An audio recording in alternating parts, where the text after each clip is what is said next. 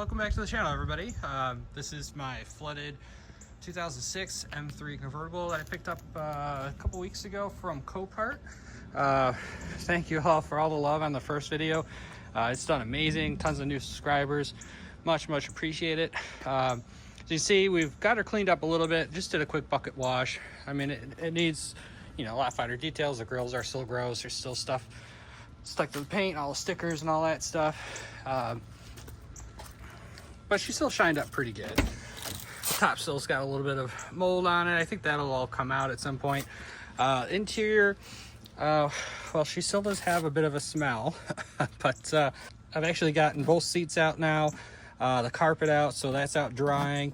The seats, that was just a pain in the butt because the motors are frozen, so you couldn't move the seats back and forth to get to the bolts, but they are out, and I just tossed them back in here because we've been having a little bit of rain. I don't want to get stuff that's dried wet again. So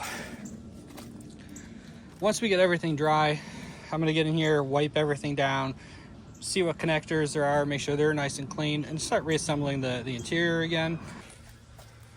And there was a lot of water in here. I think I sucked out a good 7 gallons off the floors. There's still maybe a little tiny bit down there that will get cleaned up, but all in all, it's nice and dry, and a lot of things have come back around. The windows have gone down. I actually got the top to go up with the motor. The gauges turn on, 122,000 miles. Headlights, I hear them come on. Fuel pump primes. I don't think the HVAC has come around, but I don't remember. I don't know that I messed with it. That cheap radio, that's not original, that is not working. That's not a surprise, but yeah, it's coming along. I mean, it's still a mess, and obviously everything's just thrown in here, but she's coming along. So for today, I kind of want to investigate a little bit more what's going on. Like I said, we do have the gauges come on, the fuel pump primes, that stuff, but we are not getting a crank out of it, and I kind of want to check a few more things before I really dive into that stuff. So let's get the power barn open here, and here you can see the mighty S54. You see the individual throttle bodies, and from the last video, what we did is we inspected underneath the oil flood cap. That looked nice and clean. There was nothing on the oil stick. We did pull the oil filter. There was no water in the filter itself. Coolant looked good. Washer solvent's empty. Big whoop. We did pull the air filter out, and that was surprisingly dry. I couldn't believe it. It wasn't warped or anything like that. So I'm not sure if water actually got into the intake, and that's something that we're going to check out today. So you'll see the valve cover is wet, and that's my bad. At the end of the last video, I mentioned, like, hey, there's no oil in it. I wonder if it's just slow. I put 2 quarts in, and unfortunately it did come out the bottom, and this is just residue from apparently me spilling it on the engine. But and I will tell you guys, I'll give you some ominous foreshadowing. I cheated on you. Got up in the air to see where the oil went, and the bottom of the oil pan is cracked. More than likely, simple explanation for that, as I said, this was flooded in October, maybe end of September. Water, if it didn't come in the intake, would have come up the tailpipe. Any exhaust valves open would have come in the engine, down into the oil pan. And we did have some freezing cold temps over the last couple of weeks. That water froze, cracked the oil pan. I'll pop a picture up here, or maybe up here, and you can see that's where we lost all the oil and water. So I did actually already order a new oil pan. I have that here. We're not going to do that in this video because I want to get that in the garage. I still got to get that parts car out of here. But today I want to get at least the intake piping off. I don't know that I'm going to take the manifold off itself. Probably will, but these are one-time use clamps. I don't have any to put it back. So I at least want to get a peek into here. And then we're going to take the beauty cover off. I want to pull all the plugs and coils, take a look down in the piston holes, see what we got going on there. Make sure there's no water still sitting there. It should have seeped past the rings at this point. But I just want to make sure that that looks good. Maybe we'll put a couple drops of oil in there, some Marvel Mystery Oil if I have some.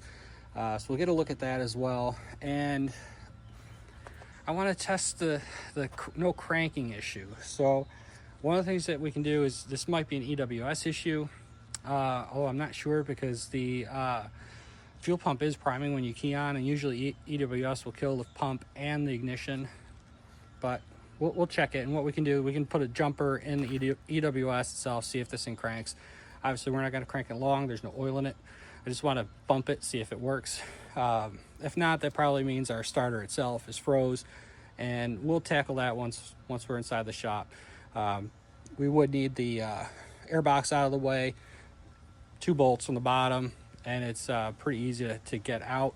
We'll try to clean up the starter and see if we can get it spinning, because that is a brand new starter. Previous owner put that in not too long ago, so I'm hoping it's savable. But in the meantime, let me get started. I'm gonna go ahead and get this cross brace off, get the cabin air filter housing out. We'll get this intake tube off, the beauty cover, and get to work. All right, see, we got the strut bar out of the way, cabin air filter housing's out, and see again, that filter is perfect. There's really nothing in it. It's not distorted, but we know water definitely got up there. This is the housing that it sits in. You can see all the mud in there.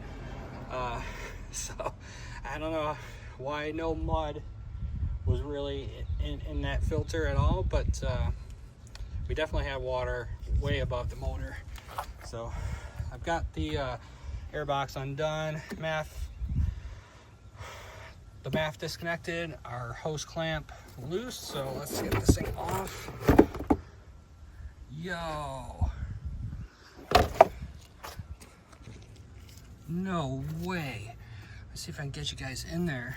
It's hard on the selfie stick. Look at it. It's dry as a bone. Nothing got in here. That is fantastic news.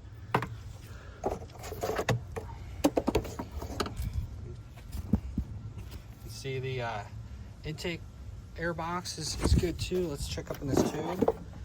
Yeah, nothing got in through the intake. That is fantastic news, guys. I didn't want to have to take this plenum off.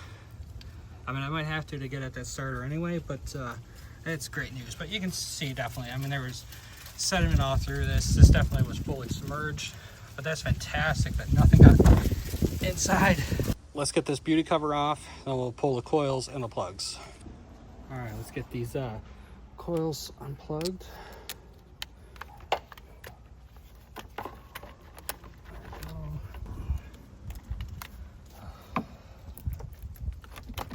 There we go. All right. I should be able to just pop these out. Sometimes they like a little twist. There we go. Well, got a little bit of water.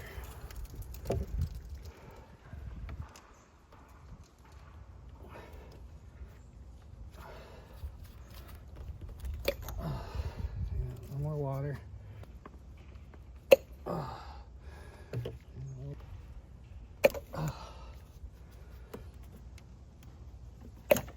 Cylinder 5 and cylinder 6, all wet, which we kind of expected. Let's see, did I get the right socket? Perfect. So you won't be able to see, there's a tiny bit of water in there. I mean, very, very little.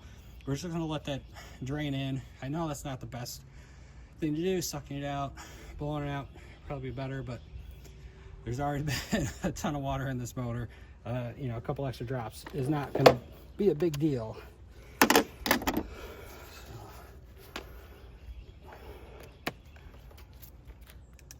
Like a wall.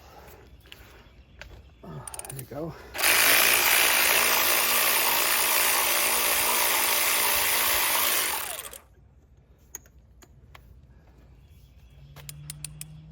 Plug looks good. I don't know if it'll focus, but the plug looks good, just wet. There you go.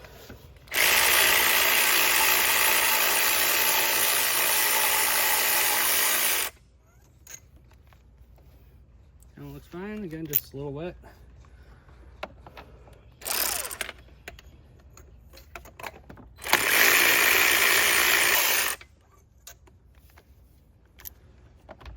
Wet.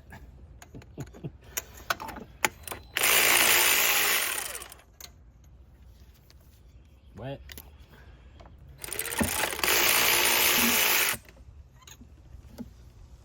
And wet. One more to go. Alright, get all plugs out. So if we do get this thing running, which I highly doubt will be in this video,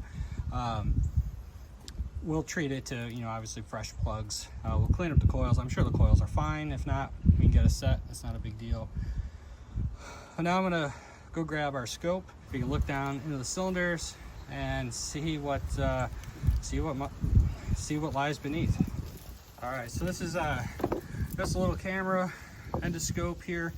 This does have the tilting head, which is fantastic. I think there's also a magnetic adapter for it. It's from DXE Toes. I'm not sure how you pronounce it. It's just off Amazon. I'll throw a link. Let's get her powered up. Oh, there we go. We got enough power. That's good. Let's see if hopefully you guys can see. There's a bit of glare from the sun. I apologize for that. All right, well, not sure if you can see, but piston's pretty much right up at the top. Out there you see the valve reliefs. There's a little bit of water in there, probably again just from what we were doing. There's some crud in there, so I think we probably will soak this down with some Marvel mystery oil. Hopefully break that up. Let's check out cylinder 2.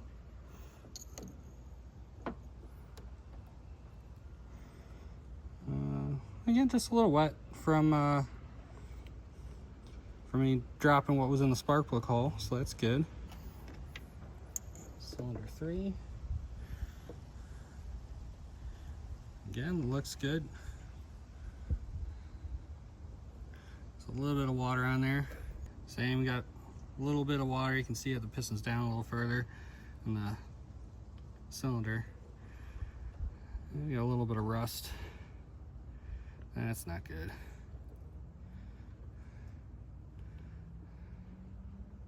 That doesn't look too bad. I think it'll clean up.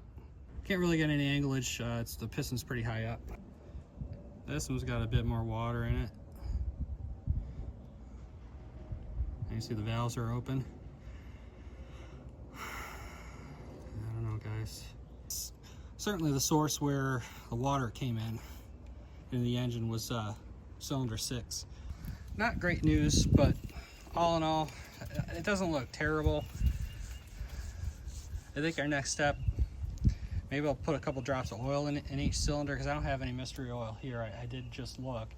Put a little oil in each cylinder, see if we can get the starter to bump. All right, so I'll get you guys in here. I don't know if it'll get into focus, but that green labeled box there, that is EWS. I've already pulled the plug out of it. And basically what you do is you put a 20 amp fuse in the 2 big slots. Again, apologize for the focus. Right on the dash, it's still damp in here, so it's probably a little humid as well. We got that in there.